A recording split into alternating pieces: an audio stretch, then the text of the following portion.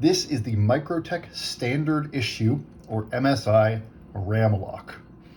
And it is a very cool knife that is clunkier than it really should be, and feels like the first step towards something that will be significantly better in the future. Specifications. So this is using Microtech's new ram lock design, new for probably late 2022, 2023. And this ram lock, it is Microtech's take on the bar lock, the Benchmade axis lock pattern. And this is most closest to the way that Benchmade did the axis lock in the Anthem, where rather than having an omega spring, they have a straight spring that is attached to a fixed piston here. And so when you pull back, you can see that little spring compresses and the blade shuts. And you open it up, and this little piston moving back and forth interacts with some part of the tang of the blade here. And basically what happens is there's a little notch here that if I try to push this blade down, there's part of the blade that sits under there. This prevents it from opening. I pull that back and the blade can slide past that. In fact, you can sort of see, you can see the impact point there. You can see where this part of the blade right here is going to sit under that, and this post here is going to stop that part of the blade from swinging up, this blade from swinging down, and that's how it locks. This sort of spring system, where you've got a flat spring instead of an omega spring, is almost certainly longer lasting. It leads to a more consistent and satisfying action.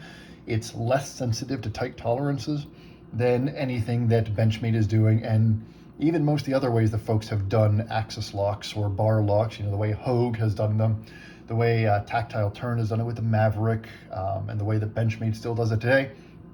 They're all using omega springs, despite the fact that Benchmade did this on the Anthem. There might be manufacturing reasons to use the omega spring reason, but this, in pretty much every other way, is just a better solution. It's certainly a more robust solution.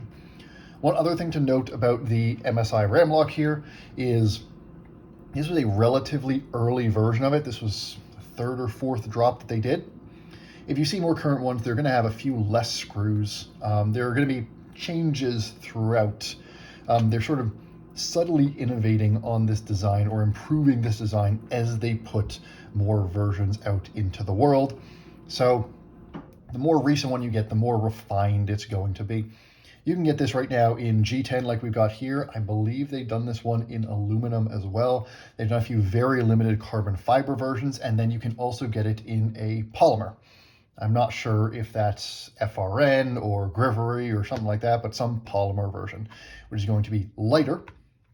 This one here is a bit of a chunk. It's over 5 ounces for a 3.875 inch blade, so almost 4 inches of blade, and almost 5 ounces of weight here. The blade stock, which is the same with all these MSI ram locks, is 150 thousandths. And I assume that is, they make them all the same, so they've only got to make one version of this ram lock mechanism. It's the same on all the knives.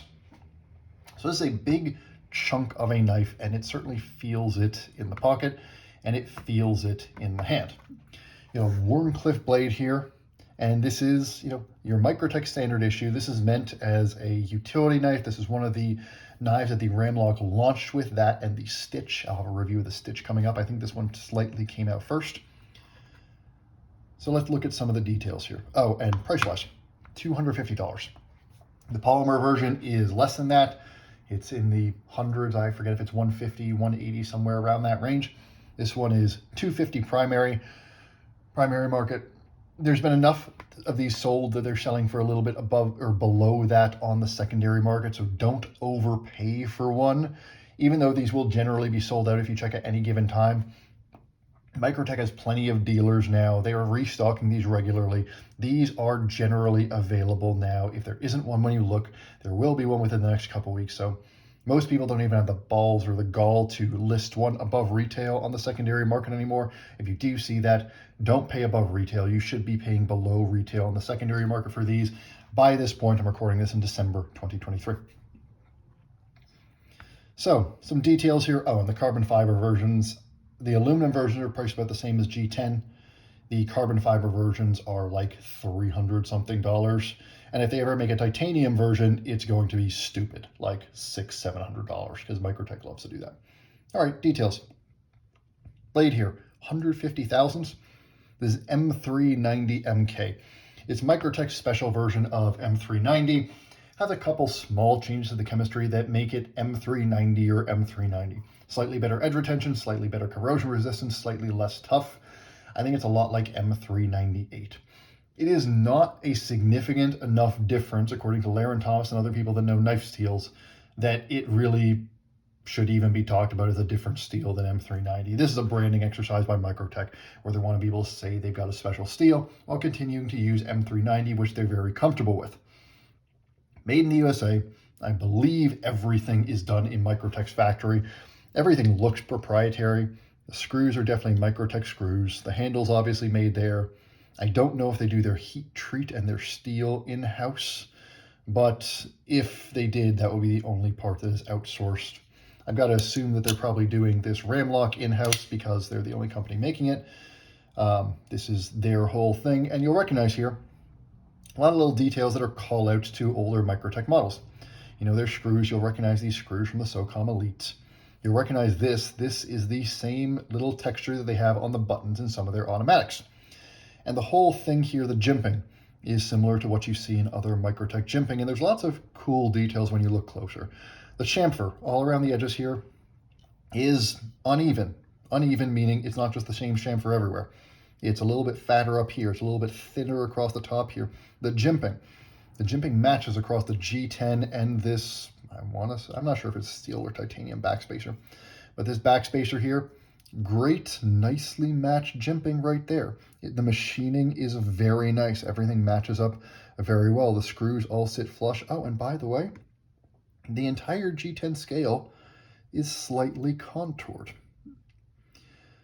And then there's a big chamfer right there. The parts of the ram lock itself are all just very nicely finished. You've got that, excuse my bumping the camera here. You've got that stop pin there, which is just machined to an unnecessary degree just to look cool. You got the same sort of jimping on the blade that you have back there. You got Microtech's pretty signature clip here. You know, this is similar to their SOCOM Elite clip, adjusted to be deep carry, goes on both sides, but is always going to be tip-off carry. It's just a nicely made knife. Everything fits together very well. And when you consider this is a made in the USA knife that's being made by Microtech, which has some brand name clout, you know, can charge for that brand name at $250.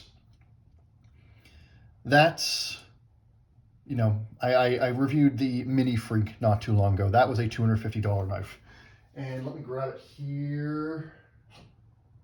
I don't have it accessible, but the Mini Freak is a tiny little 3-inch knife that feels a little flimsy. It doesn't have, it's not just the size, it doesn't have as much going on as this one does. This mechanism is more elaborate than an axis lock. It doesn't have the backspacer here, the way this is machined, the contouring on the scales, the complexity of it, the fact that the screws aren't just standard screws or in-house, the relative complexity of this blade grind, which has a big flat grind down here. There's still a satin finish on that flat there. You know, they're doing these MSI blades really well.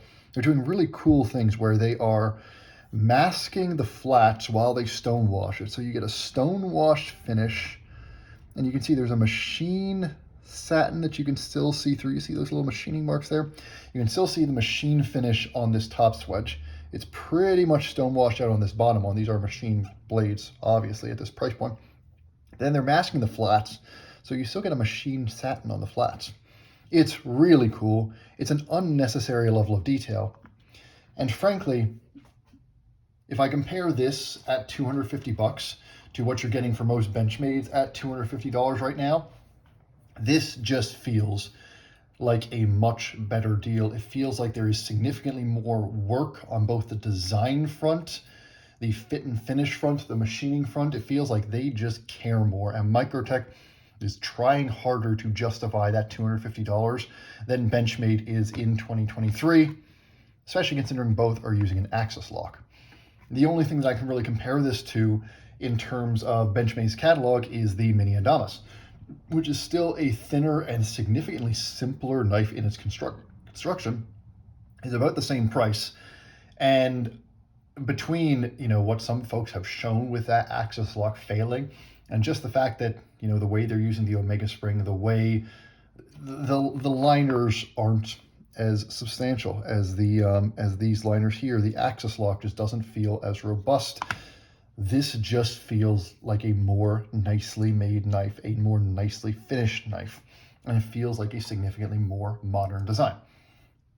So if you're talking price point, I really think that Microtech has done something quite impressive here to produce these at the volume that they are doing it at $250. And with their polymer versions, with this exact same level of manufacturing quality, coming in under $200 for a knife this big, this tough, and this well made, honestly, it's the sort of thing that once these become really readily available, ought to shift the knife market, especially as you go toward that higher end. And as you see more great American manufacturers like this putting out better and better quality product, a lot of those Chinese manufactured knives start to look a lot worse in comparison. When you didn't have an option for an American-made $250 knife that was made this well, you kind of had to go to China.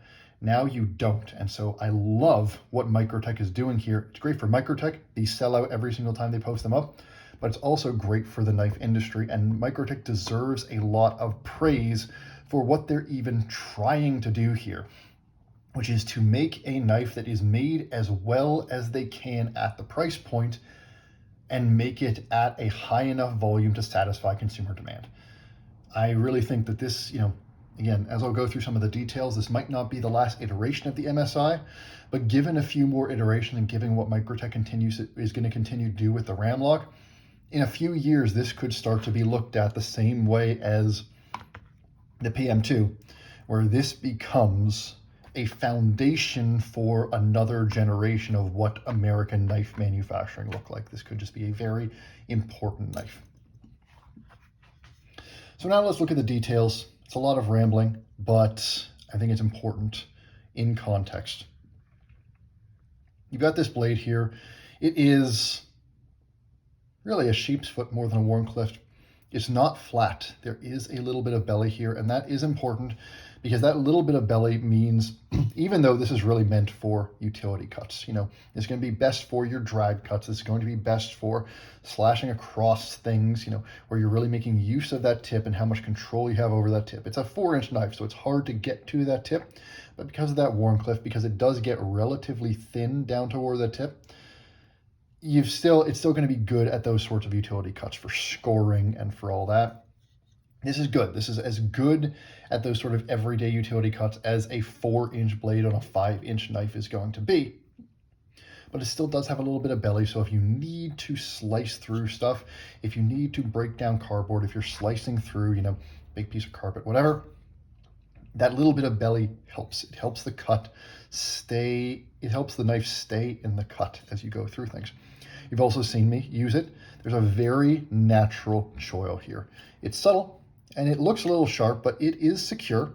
And with this jimping here, you get a nice pinch right there, and you can get right up on this blade if you want to use it for finer work. If you're going into wood, or if you're just, doing something that's close to the blade, you can use it this way, grab it, get close to the blade right there. It's a nicely designed choil. It's a thoughtfully designed choil. It nests nicely with the handle. There's enough chamfering here that you can get your hands around it. It just works well. It's thoughtfully designed.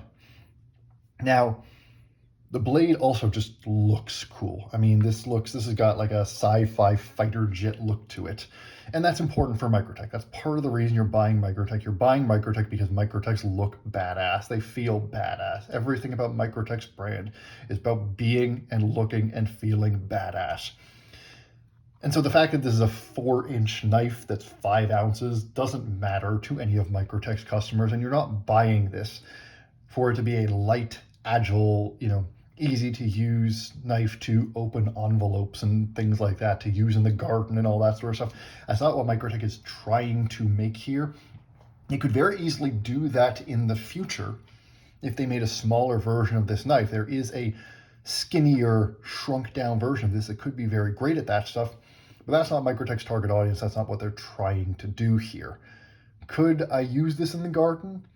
Yes, but it's going to smash those stems more than it's going to cut them. The fact is, For everything good I have to say about the blade, this is 150,000 stock with a relatively shallow grind.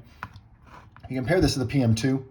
PM2 has slightly thinner blade stock, slightly. It's not really a big difference. 145 versus 150,000 is not anything to be worth talking about, but you get a full flat grind here, and honestly, what is a relatively shallow flat grind here?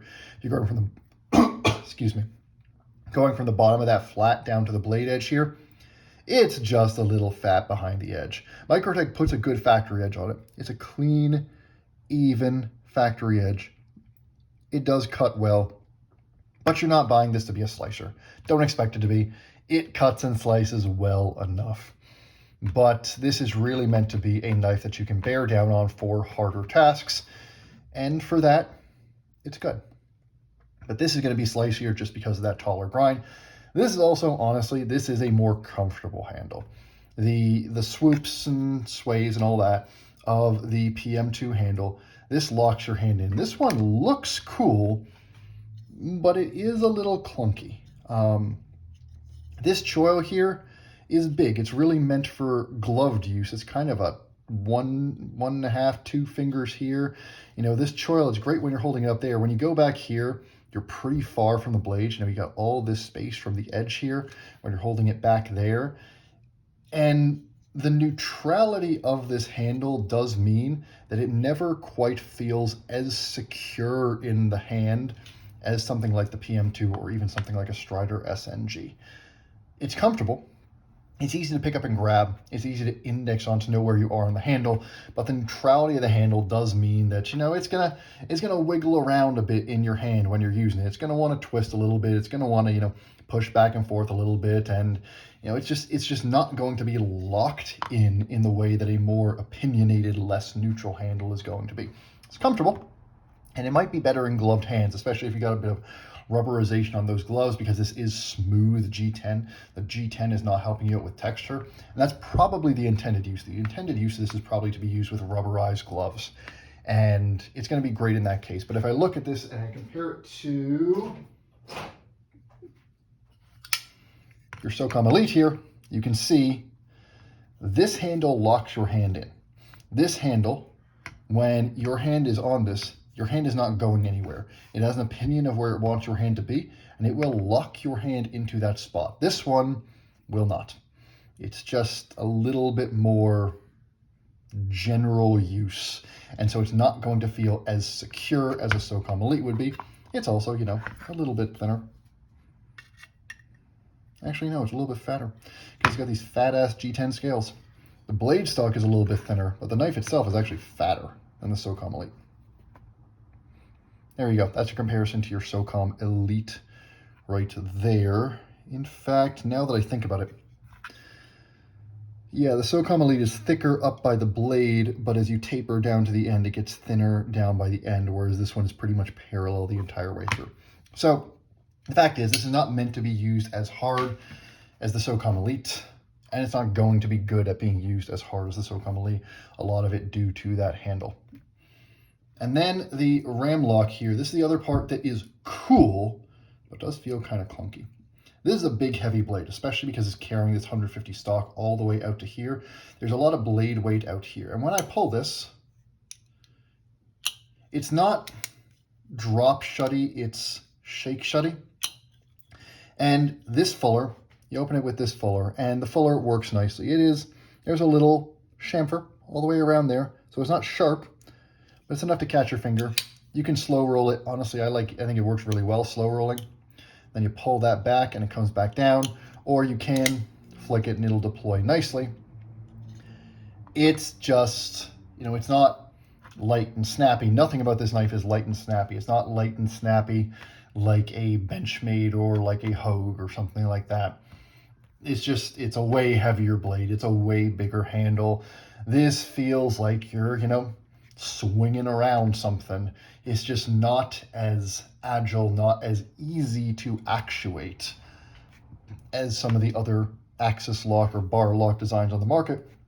Conversely, it does have that really just a satisfying mechanical feel. You feel the friction, you feel, you know, the resistance as you're opening and closing this. Resistance is too strong a term. You feel the blade moving against this axis lock, infrastructure as you open it and close it. And it's exactly what you would expect from Microtech making a bar lock, which is, it is heavier duty than it needs to be. It feels tougher and more mechanical than it needs to be. It is less agile and less, just refined than it could be. But that's what you're going for when you're buying a Microtech. And so in summary, this knife is more cool than it is useful, but it is insanely cool. Let me put it up against, just as examples here. There's my PM2. There's my SOCOM Elite. Where does the MSI fit in these? It's a little bit more expensive than your PM2, and it is not nearly as actually useful. This blade shape, it's thicker behind the edge than the PM2. It's less versatile because of that sheep's foot blade shape. It doesn't work as well cutting through things. This handle, especially under harder use, is not nearly as comfortable and secure in the hand as the PM2's, which is world class in that regard. It's heavier, it's thicker, it's chunkier. The bar lock is cool, but the action isn't as smooth as the compression lock. There's no objective reason for me to recommend the MSI ram lock over the PM2, particularly when it is, in the G10 version, $70 more expensive than the PM2. In the polymer version, it comes pretty close, but then you're talking about polymer compared to G10 for the Spyderco handle, so it's not really apples to apples. The better comparison really is, this is Microtech trying to make a successor to the SOCOM Elite, or trying to take what people love about the SOCOM Elite and bring it to a new knife model and a new knife class. This is a knife that is good enough at doing knife things that you won't dislike carrying it, as long as you're okay with carrying a 5-ounce, 4-inch knife.